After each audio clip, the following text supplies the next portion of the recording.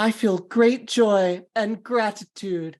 Yes, we are back, babies. We are back with Star Trek Zhuzh-erations, and we have 20 plus weeks of content coming your way because I, with some very special guests, will be zhuzhing the entire first season of Star Trek Zhuzh-erations. Sorry, what am I saying?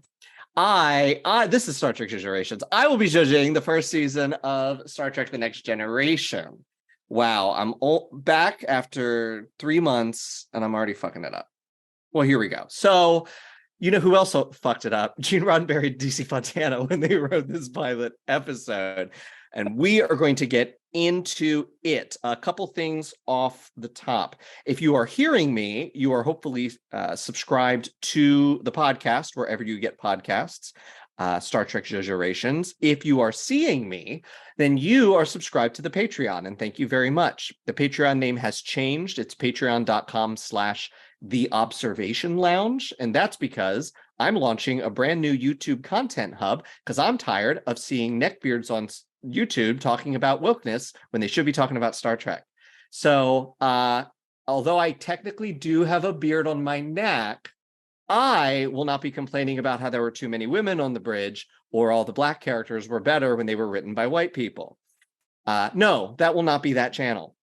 So you can see that channel launch in June. Go over to YouTube or the link in the bio, or sorry, in the description of this episode for the Observation Lounge. And of course, follow me on all the socials at the Obs Lounge ST. Obs for observation, OBS, Lounge, ST for Star Trek. All right, let's get cooking.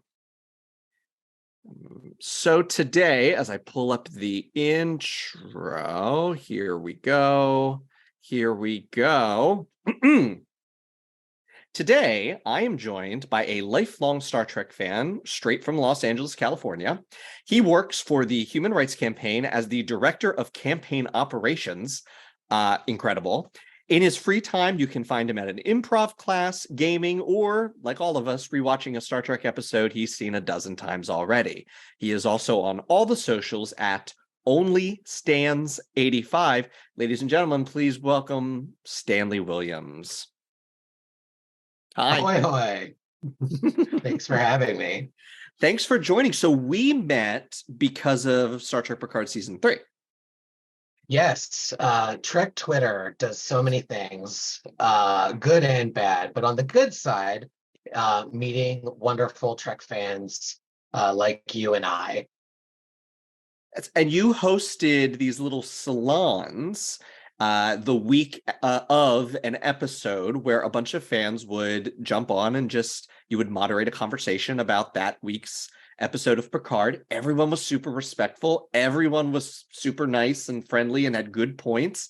And it just really reminded me of like being at a convention meeting fans as opposed to talking to people on Twitter.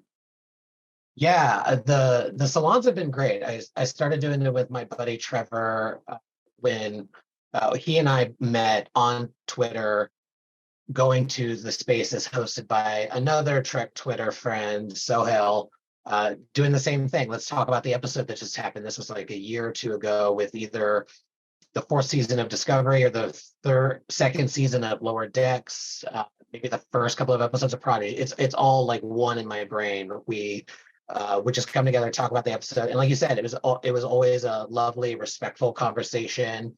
Not everybody loves every iteration of Trek, but everybody in those spaces and the salons that Trevor and I host are very respectful, even when they're being critical. And so it's been lovely to come together in a respectful way, versus what, yes, as you alluded to, you can sometimes see on Trek Twitter of people taking their disagreements way too far and down many rabbit holes that we don't have time to get into today. Right. Now, I have, of course, argued my fair share with people before I've thought better of myself and said, maybe we don't need to do this. Maybe we don't need to spend the afternoon fighting with Robert Meyer Burnett. Maybe that's not something I need to do.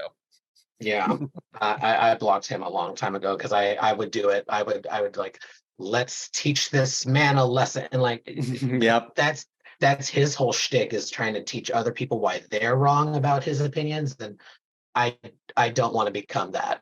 Right. And he plays the Twitter game. He knows the more controversial thing he says, the more more comments you're going to get. And he wants, because that was the thing. We were arguing about something that I thought was pretty, just it was pretty, because I didn't know about him, and I started watching his YouTube stuff, and I was like, oh, I kind of agree with some of his opinions on stuff. And then he gets into politics stuff, and I don't care about that. But I was like, okay. And then he said something really terrible about gay people. And I was like, he can't have meant that. He can't have meant that gay people shouldn't be in Star Trek and they should be on their own Paramount Sparkle network where we can see ourselves and feel special over there. And I was like, I hope he's joking. And I talked to him on Twitter about it, and he just drew out the argument to the point where I'm like, oh, he wants this controversy so that his tweets get pushed. I need to block this man. Anyway. Yeah, and that's exactly why he does it, because he knows that people will go to his YouTube, and right. A lot of his rants will end with, well, and if you don't understand what I'm saying here, just go to my YouTube. Like it's excellent grifting. He's really good excellent at it. Grifting. Star Trek Steve Bannon is what I like to call him. Yes, he's grifting based on the fact that he's mad that Hollywood doesn't want him. Same as Steve Bannon.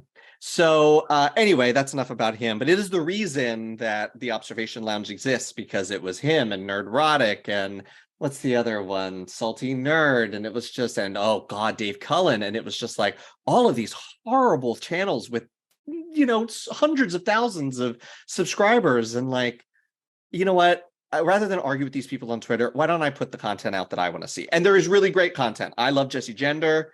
Trek Culture Jesse Gender is my favorite. I also really like Red Letter Media. I don't consider them part of that group. They're very like, check that out.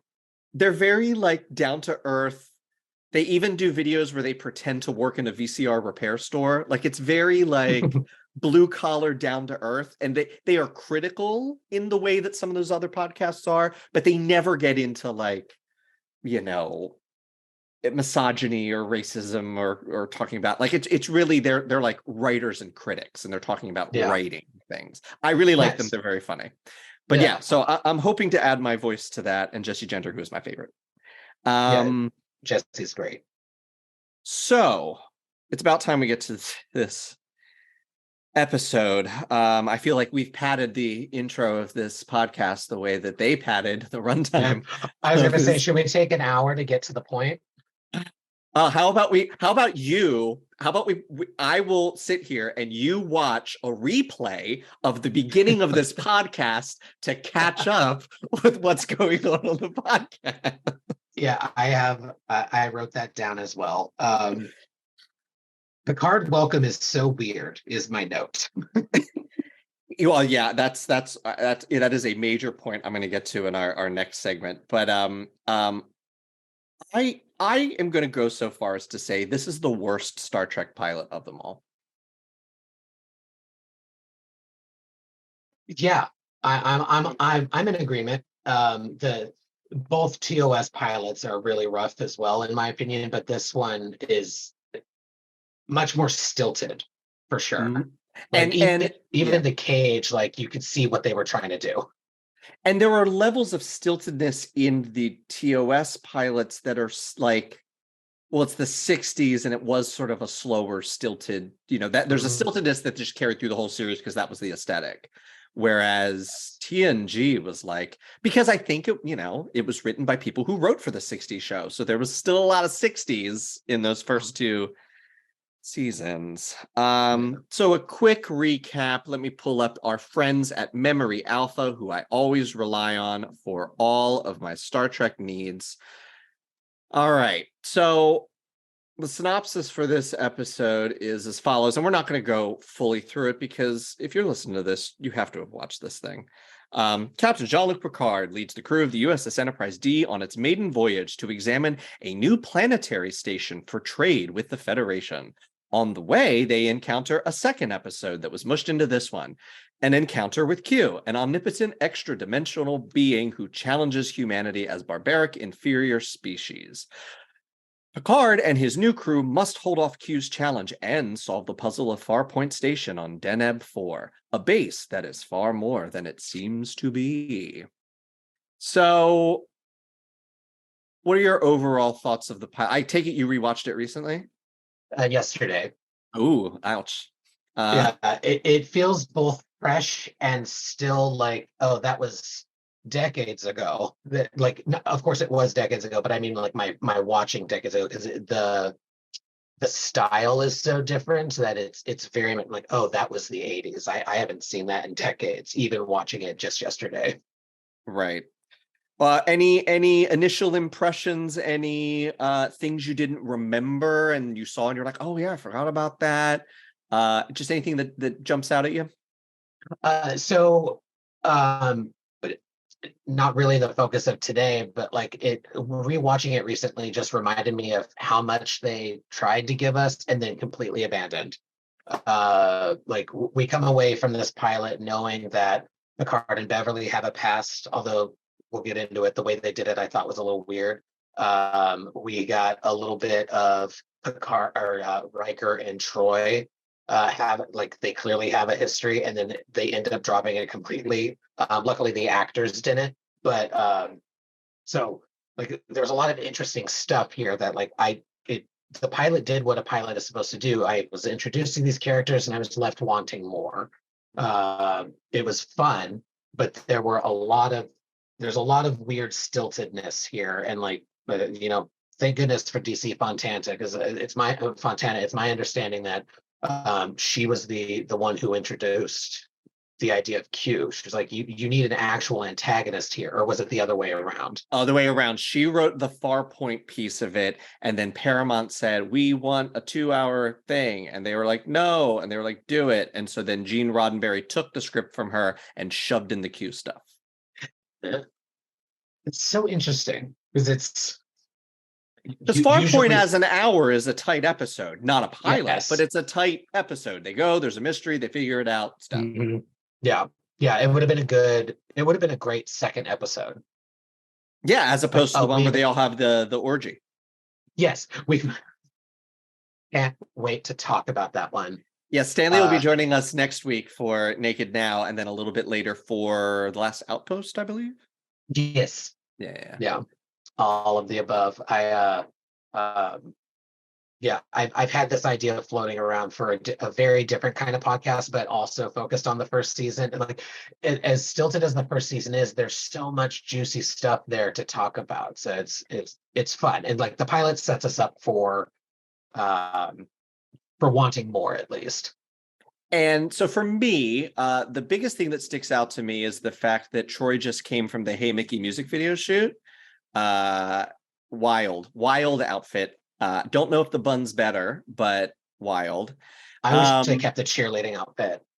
Yeah, it was. I mean, I did like the dudes in it. The fact that you had random dudes in the background in scants, and we should, explain that like Gene Roddenberry's vision was, sort of non-binary, fluid sexuality, overt sexuality. I just watched a podcast with Stephen Ira Bear, who was one of his first jobs was to write Captain's Holiday. And Gene Roddenberry was like, yes, Pleasure Planet. When he goes, I want guys making out with guys and girls making out with girls and orgies in the background and all sorts of stuff. And it was actually Stephen Ira Bear who was like, I'm not writing that. I'll just get him laid. But so a lot of the horniness, which Jesse Gender has a great video on, a lot of the horniness in early Next Gen, that's all Gene. And we thank him for it. I think if Next Gen came out today, Riker would absolutely be Pan, like stated. Oh, yes. And there would be much more like what they're doing with Spock and Chapel as the Picard and Crusher. Yes, 100%. It's right. Naked Now every episode. Data is the ship's vibrator. So the other things that stuck out to me on a serious note are how many things that may not have been meant to have payoffs later that the show in later seasons, and of course, especially the series finale, found ways. The pilot is almost better because of what follows. Because if you watch it all, especially Picard season 3 and the Space Babies moment, that brought me to tears because of the Farpoint of it all. And Beverly walking into the bridge for the first time with Riker in Picard season 3 is very reminiscent of her walking in with Wesley and Encounter at Farpoint. There are just so many things that it sets up that the writers of the later episodes and later series really knew how to touch on to make them more special on a rewatch. Mm-hmm. And all it takes is 150 hours. And 35 years. I was telling one of my classmates yesterday, he asked randomly, where should I get started in Star Trek? And I was like, oh, that's a loaded question. What are your intentions? Like, I had a bunch of follow-up, and then I was just like, start with the Next Generation. That's how I got started as a young kid. And you reminded me of it because there really is that payoff at the end of Next Gen from start to finish. It's beautiful. So the instruction that I give is, and I know actually production and the people who were in it do not like this episode that I'm about to mention. I think it's the best episode of the Next Generation because it has every single thing that you want from a Star Trek episode: comedy, adventure, the technobabble and exploration of the ship. Everyone has something to do that adds to the overall conclusion and what needs to be done. No one is wasted. Interesting character pairings, tons of really cool secondary characters, and that is Disaster. Yes. I'm surprised anybody talks ill of that episode. They say it's a poorly written episode. They say they're very unhappy with how Ro acted, that was out of character for her. I don't think so. It was? No, not at all. I could absolutely see her being indignant towards everybody. It wasn't she wasn't just indignant toward Riker. She was towards the captain in her very first episode. Yeah, and this was this was her second episode. This was her second appearance, so she could be extra salty. Anyway, I tell people, watch that. If you like that, you like Star Trek. Yeah. That's a great one. And then dive in. Yeah. And then I'll tell people to start with season 3 of Next Gen. I don't force them through 1 and 2. I mean, you're going to get into it with the podcast, but there's so many good things out of this dud of a season that ended up getting dropped for various. It's interesting that we're for listeners, depending on when you hear this is day 2 of the writer's strike that just started in 2023. It's my understanding that there was a writer's strike around the time of either the end of the season or somewhere in season 2. It was the end of the second season. It's the reason Shades of Grey is the finale. It's a recap show. The clip show, and there was going to be more of a payoff. My understanding is there's supposed to be more of a payoff with the introduction of the Borg, the Romulans, that whole story was going to be intertwined, and then writer's strike. So execs, pay your writers what they're worth and you'll get the better content. Yes, because now they're all working remotely in mini rooms for tiny salaries and small amount of episodes and no revenue based on the fact that things are streaming and no more royalties because everything's streaming. Right. It's terrible. I forget his name. I wish I had it with me. There's a writer for Picard season 3. And he has been posting a lot. He's literally been posting the term sheets of what the union asked for, what the response has been, and it's a really great insight into what the actual asks are, and basically that they're just saying no, there's no counter. It's nope. Yeah, I was part of our union negotiation for a contract renewal last year, and I can firmly state in any industry, no counter offered is a slap in the face and should be deemed unacceptable. Yeah. And it ended up working out for us being indignant about that. There were 2 that they tried with us. One we dropped because we got something else, and the other one we stood fast and no counter offered is a slap in the face. We're talking about this, and we got what we wanted. Yeah. Well, this was a 3-page sheet, and all but 2 of them were no counter. It was crazy. It was crazy. Yeah. Anyway, so moving on, we understand we've got the Q story, we've got the Farpoint story. Of it all, we're going to do a little segment here of who has the con and who's sent to the brig. And this can be anything from the episode that you like and you want to keep versus something that you want to jettison out an airlock. So let's start with your first. Who has the con? Who has the con? Tasha Yar has the con. Okay. She wasn't given much, but what she was given, Denise just ate up. We got more about her backstory than practically anyone else in this episode. Like when she stands up to Q and says, if you knew what I had to go through and how Starfleet saved me, you would be on your knees thanking them.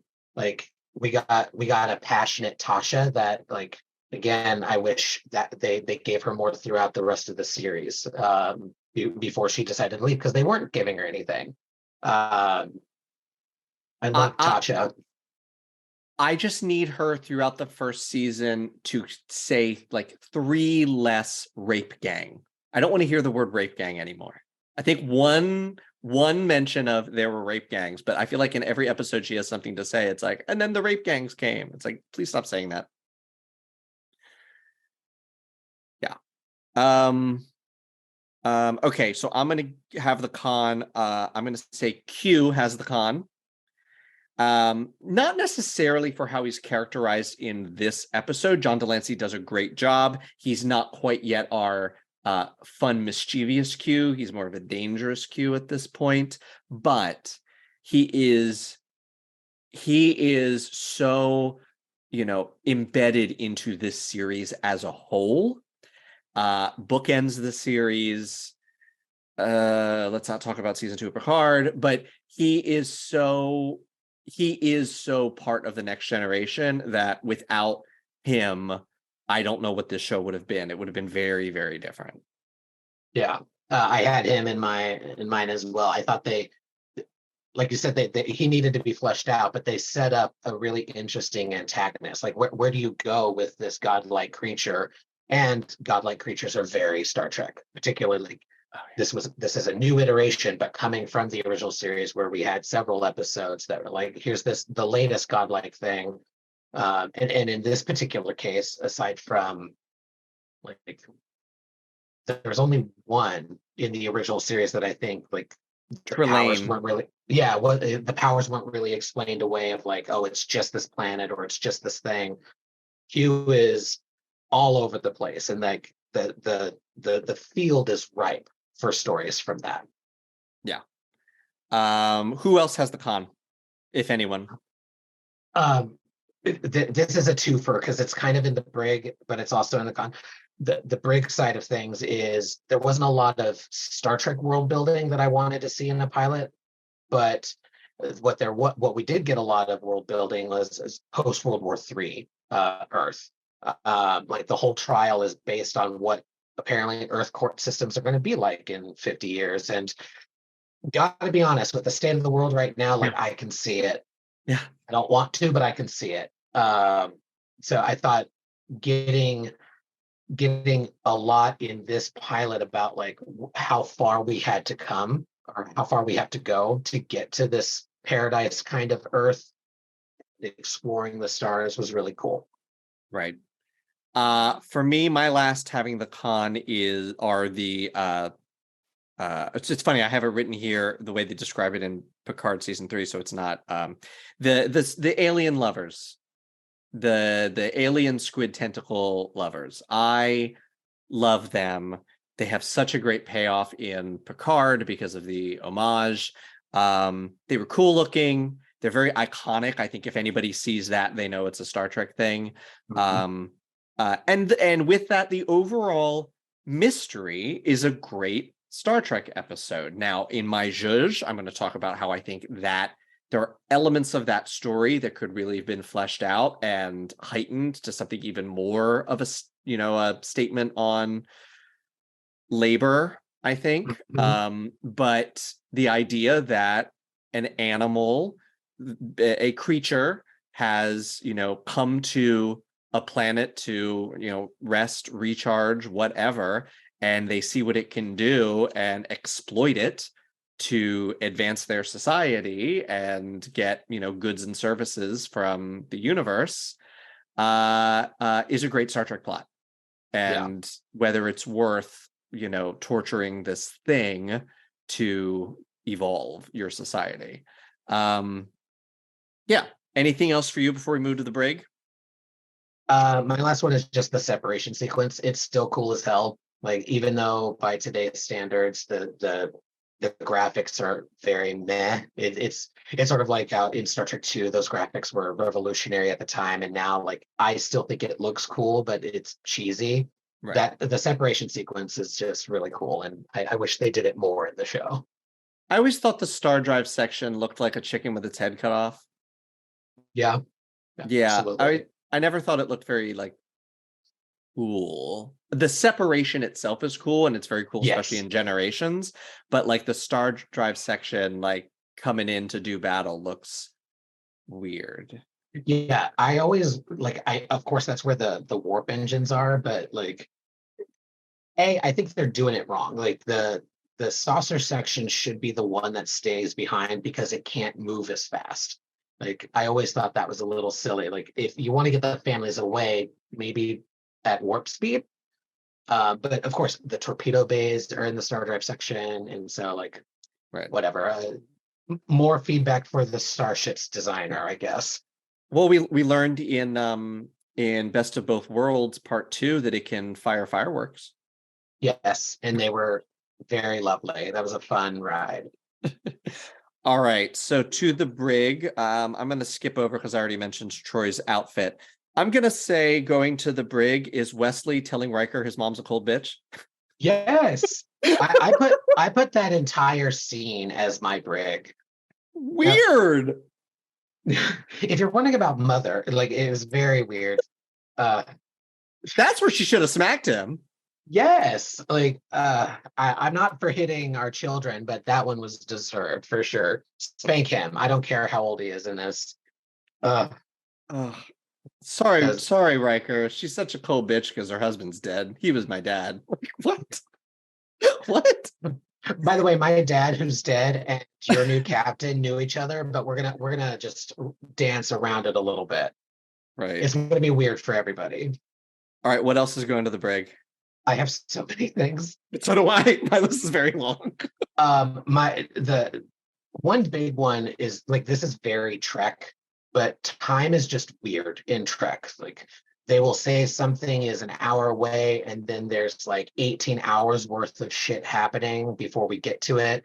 Or in this one, there was a scene jump that was apparently 11 hours, and then Riker and Troy see each other for the first time in however many years. It's like, what?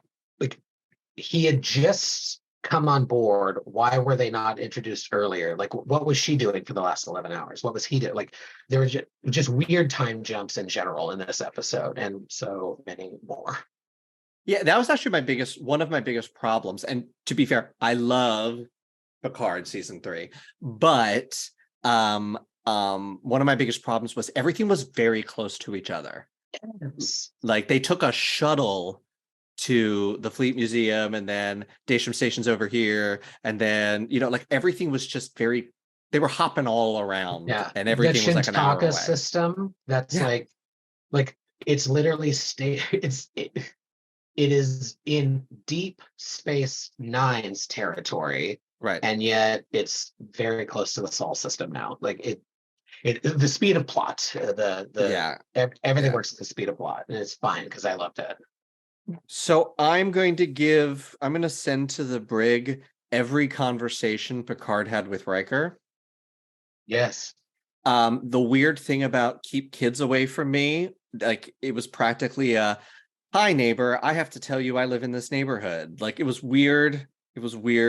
The catch up with Riker and the like,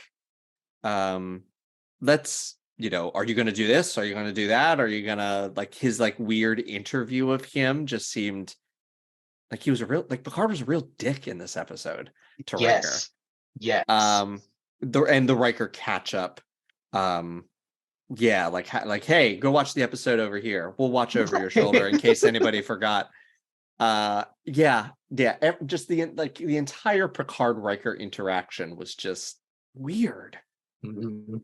like what there were so many scene. I mean, we're gonna get into it, I'm sure, but there were so many scene opportunities of like them discussing it, and like you'll get Picard's perspective on this experience he just had while updating his new first officer, and like they had a little bit of crisis before they had this weird interaction about children, and like the I'm weird around children thing could have been a really interesting humanizing this captain and introducing this new ship that has children on it. I think that's where we learn. Well, it's what they put a button on it that there are lots of kids on the ship, and it definitely a missed opportunity. Like, why is he being such a dick to his first officer, who he had to agree to? Like,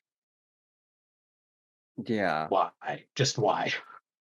Weird. All right, I'm giving you the last brig. What else? What's the last thing you'd like to put in the brig? Oof. I didn't know there was a limit. Well, I'm just looking at the time. You know, if we could do an entire episode on the brig. You know what? I'm gonna put Dr. McCoy in the brig. That was my last one. That was my last one. I have a lot here, but yeah, that seemed like I get what they wanted, connection to the past, etc. And like, why was that? So many things about that. First of all, he's 137 and got way more Southern than he ever was. Yeah. In anything we had ever seen him in since before, he was very Southern and just like calling Data boy a lot in that very, very like stereotype of the South way, which is it was just gross. It was very dehumanizing. It like, and for I will say it for a I think bigoted character, it was even too much for him. And him with Data felt a little like, it's like they clearly wanted to hit him to have this, oh, you remind me of Spock moment. But like, if he's there inspecting this new sick bay, why aren't we giving him time with Dr. Crusher? Like, if we're connecting the generations, why are the two doctors not having this interaction? So weird. But that would have been so much worse, because he would have said something about, we didn't have doctors as pretty as you back then. It would have been something like that. Oh, and the writers of the time would have written Beverly saying, oh my gosh, thank you so much. I am pretty. Yeah. Yeah. Well, I don't know. I think you'd have Wesley being there, being like, you shouldn't hit on my mother. She's a real cold bitch since her husband died. Yes. Oh goodness, so many things, but yeah. Okay, we've come to the Zhuzh. So set phasers for Zhuzh. Our guests always get to go first. So you have roughly, I'm going to keep an eye on the timer because we could dive into this forever. You've got 5 minutes to pitch myself and our audiences on your rewrite of Encounter at Farpoint. Go ahead, Stanley.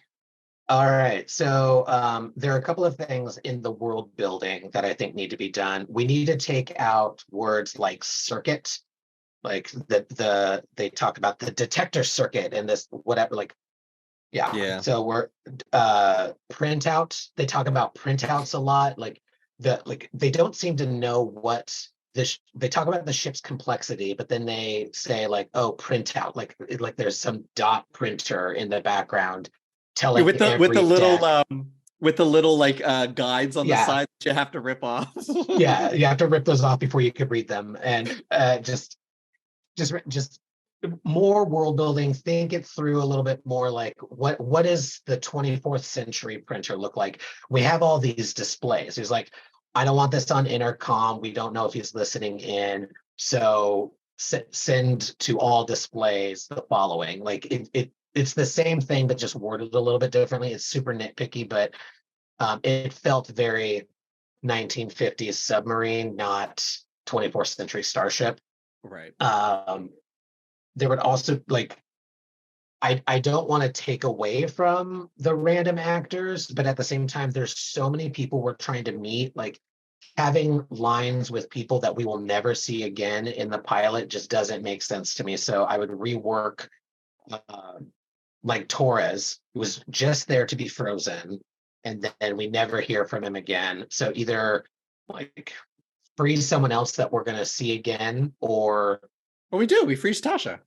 well, but I mean early on, Mm. like I don't know. It just felt like who am I supposed to care about here? Right, And right. we were told that Torres is fine, but then he doesn't come back. Yeah, so there's those kinds of moments that I think are a little weird. The captain's logs are so oddly placed, and it happens a lot in this first season, or at least in a few more episodes, where like Q is being Q. We go to commercial, and then immediately back from commercial, it's a captain's log about this weird creature, and then we go back to they're in exactly the same place. Like, so I, as a viewer, am left to think that the captain was like, hang on just a minute, I got to go to my office and write down some notes. So the Or he's captain's very logs need to be passive. chips. He's very passive aggressively doing it in front of him. Like, we got this, boop. So I'm dealing with this Show us asshole that. here on my bridge. Yeah, you know what? Yes, leave it and show us that and be like, hey, Q, hang on one second. I'm gonna just sit in my chair and talk about you a little bit. Yeah, I would rework the Picard Riker stuff, like the he'll do a manual docking, and then he didn't do a manual dock. He did not take the con. He just told O'Brien what to do. You know Yeah, what we cut needed? McCoy. We needed manual steering column. That's what we needed. Yes, we needed a Riker maneuver for sure. No, I'm talking about from Oh yeah, you're right. That was what they called it in Insurrection. Yeah. Yes, the Riker maneuver. I would cut the McCoy scene like we talked about. I'd fix the timing stuff, like why has 11 hours passed? Like either make the crisis the amount of time that we see on screen, or like don't do weird time jumps. They throw me for a loop and I don't like it. I actually don't. I was gonna say I would change a few things about Riker and Deanna in this episode, but I actually don't think I would. I would keep this moving forward. So we'll talk about that in future episodes. With Picard and Crusher, he should know that she has a son. Like, he is the captain of the flagship. He should know that she is bringing her son onto the ship. But that scene when he first sees them, he's like surprised that they're kind of there, and it made no sense to me whatsoever. Yeah, it's surprising that it's surprising that he doesn't know who his CMO is. And then Wesley even explains that Picard brought dead dad's body home. So he definitely knew Wesley was there. Right. It's like, did you forget 2 scenes ago? Like, what, why? It was so weird. Like, so much of the Picard Beverly stuff could have been played differently with different writing. I would definitely keep. I have this when Riker goes to look for Data. My note here is horny ensign looking at Riker's ass when he walks away. Did you notice that? It's like I did. She definitely looks down. Like, good for her. Rich position. The scene with Picard going to Crusher, welcoming her. I would push that to the end. It felt very weird that came before the resolution of the crisis. It's like, okay, I'm going to leave the bridge for a minute and go talk to the doctor, because I was just weird with her kid that I apparently didn't know about, even though I presented his dad's body to him. Yeah. Which is why she's a cold bitch now to everybody. Yes. Like, and yeah. Oh God, that scene needs reworked. It's so wild. It's when I saw that, I was like, oh my God, hit that child. Yes, and even Beverly's first line, it was like, or in there, it was like, Doctor, we have this thing that we need to work on, and she was like, actually, I'm going shop. Like, you just knew the writers were like, women be shopping, am I right? Like, come on, like your first officer is telling you that something's amiss, and we know now Beverly is a badass scientist. Like, right. So weird to be like, actually, I want to go shopping. Come on. And you my last point is you mentioned this earlier as well, so I'm curious if we're in agreement here, but the Zorn and their whole, like, why? Like, why were they? How did this come to be, and why are they doing it? Like, You mean the greatest villain in Star Trek history, Groppler Zorn? Groppler Zorn.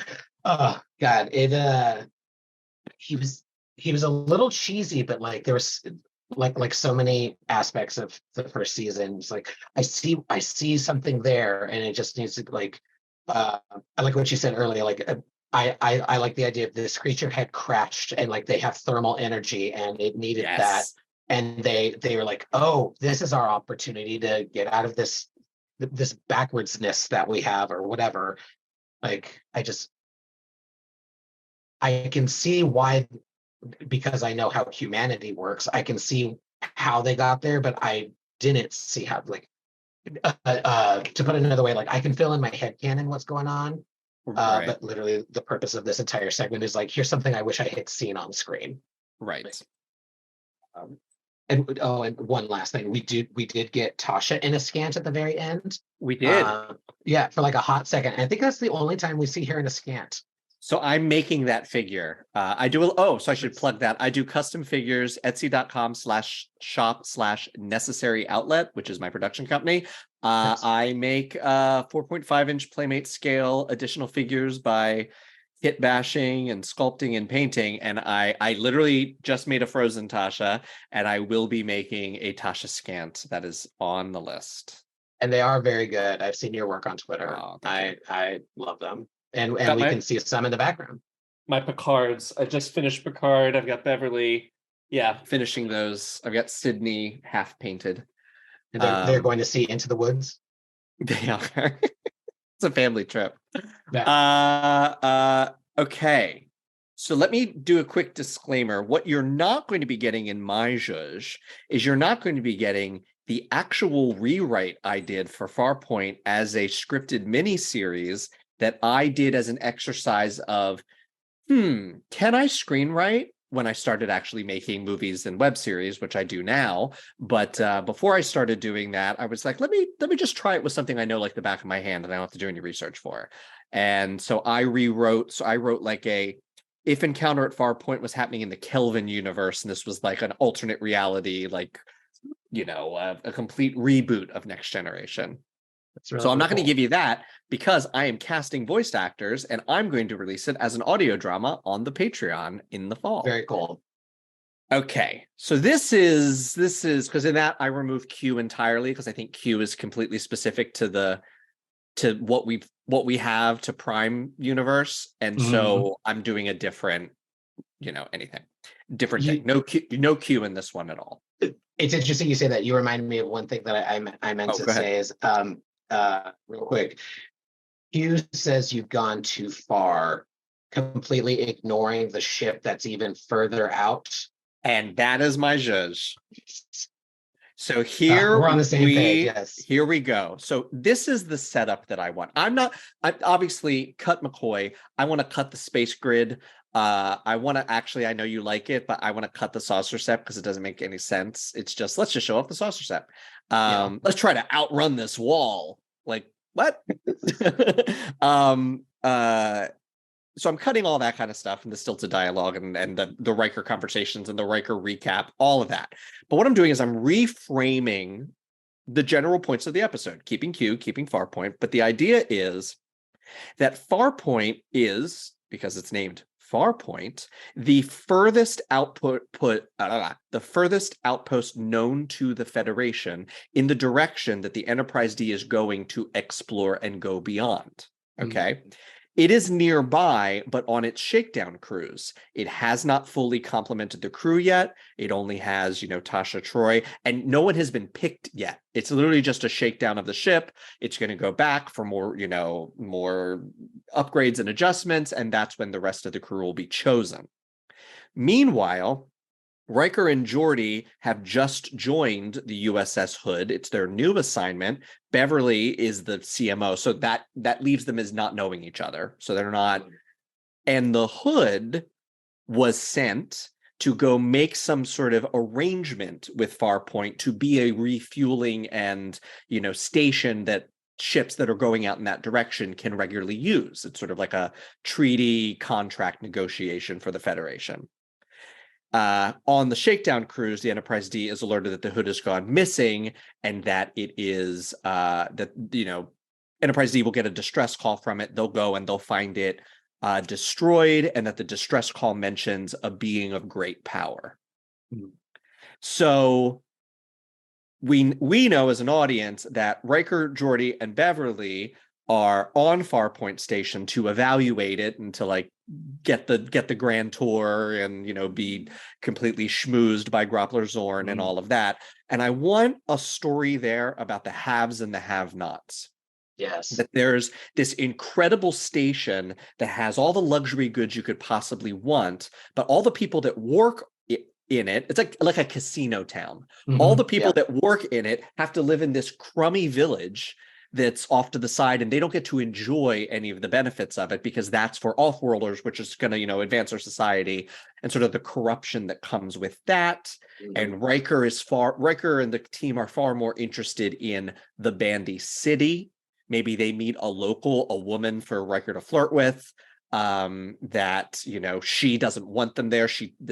God forbid this station, I hate that it's come, it's ruined everything, now we're gonna have people come to our planet, blah blah blah blah blah. And you get the sense from her that there was something amiss about the station, because Riker said, well, how did you build this, and she's just not answering because she knows she'll get in a ton of trouble. And then you can also give Wesley a side story that he's like dealing with like he's befriending this kid who's basically child labor at the station. And so you have them a little something to do. Okay, so back on the ship, Q appears to Enterprise and is going to do the same thing, which is toy with them and then destroy them, because humanity shouldn't be out this far. They're not ready yet. And Picard gives the challenge of like, okay, well, don't destroy us like you did the hood. Let us show you. And then Q's like, okay, well, you go ahead to Farpoint, because there's actually something interesting there. So if you impress me by doing what you need to do over there, then fine. And if not, I'm blowing you all up. So they go, they do the mystery, they find it, and it ends with, because of the destruction of the hood, Picard offers Riker, Geordi, and Beverly if they would like to fill out the roster of the Enterprise D, and he and Beverly can have a conversation about, do we think this is a good idea because of our history, and get a little flesh out there. And then Troy can still come to be Picard and like, I'm not telling you not to, but you need to know that Riker left me at the altar. So you can still have all of those things, but I want my Zhuzh is sort of a reframing of the whys, of why people are doing things, why it's happening, and to give a little more moral. It's already bad that they've trapped this, I'm going to say, like, it's an alien that is hibernating on the planet. It's hibernation season, and it's landed there to hibernate, and they found out what it can do and trapped it. And and the woman on the planet I'm introducing is an animal rights activist personality, and she wants this thing free, and she thinks it's horrible, but if she talks about it, something's going to happen to her or her kid. So an Edith Keeler sort of right activist. That's my Zhuzh. I would watch that. That all makes a lot of sense. It gives more of a reason. Like every time I watch it, I'm like, why is he ignoring the ship that's even further away? Right. Come on. Well, because this one's captained by the one that's going to create a time paradox that destroys the entire human race. Yeah, his secret lover.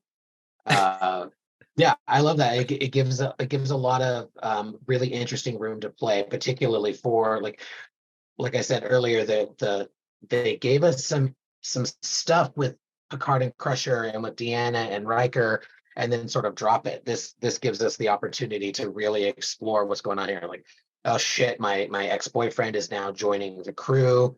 Right. He just lost all of his friends, and so he's mourning. And we know from season 3 of Picard, like the grief of it all between these two characters. Oh God, it would add a lot. I also always wonder. Just yesterday, I was thinking like Groppler Zorn, and like this is something with a lot of villains. Except I would say there are a few villains in Trek that like aren't just caricatures. Like I love what Amanda Plummer did with Vadic, for example, but Groppler Zorn was very two-dimensional and like just stupid. Like if you're gonna give me a villain, don't make them a complete buffoon because these characters who have been assigned to the flagship of the Federation.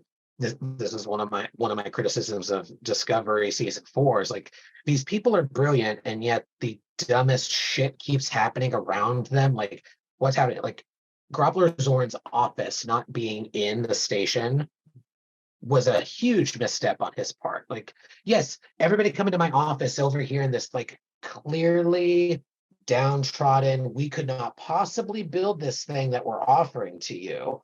And like, let's just have a conversation about it, but don't ask me questions. No sense. Right. It should, I mean, especially since he's impressing these people, he should have had like the most opulent office that gives you everything you need. And that's where the discovery should have been with Beverly of like, oh, what's the, isn't the discovery like an apple? Yeah, he's like, oh, there was oh yes, there was a second selection here. No, there wasn't. It's so weird that it's like they're having a conversation. He's like, you know what, I could really use an apple. Oh, you know any apples? Huh. Well, like why would they have an earth fruit? Like, yeah, and when Beverly be shopping, she's like, she was right though. It did look better with gold. It did. And hers, I thought it was very well like acted. Like you got that Beverly thing of like the curiosity of like, what's going on here? I thought I saw that is sort of part of the Beverly character that we see throughout especially in Cause and Effect, which is her big mystery episode. But watching it, I was like, oh, this Beverly has been consistent since day one. Yes, a credit to Gates McFadden. Love her. And also Marina Sirtis, like the way that she played things in this episode. Again, I don't think the problem was like I could see. I've heard some people say, oh, she was a little extra. That's not the right word, but like it was over the top. A little over the top. I see it, but I think part of the problem was almost all of her lines. Do you remember they were duplicates? It's like, yes, I feel great joy and gratitude. Great joy and gratitude. Like, yes, we know. Like, if they didn't duplicate her lines, like I think it would not have come off that weird. I you know, as someone who works on very rinky-dink but still sets and production stuff, I always, when it comes to the actors, you always have to remember it's not just the actor, it's what the director wants and what they're telling them to do, what the editor chose as the shots that and takes they want to use. A lot of actors do a million different things and then leave it to the editors. Like, how happy do you want me? How sad do you want me? How this and that? So, you know, I don't put it all on. Whenever I see an acting choice that I don't like, I'm like, why are they doing this? That's not always the actor's fault, just because they're the one saying it.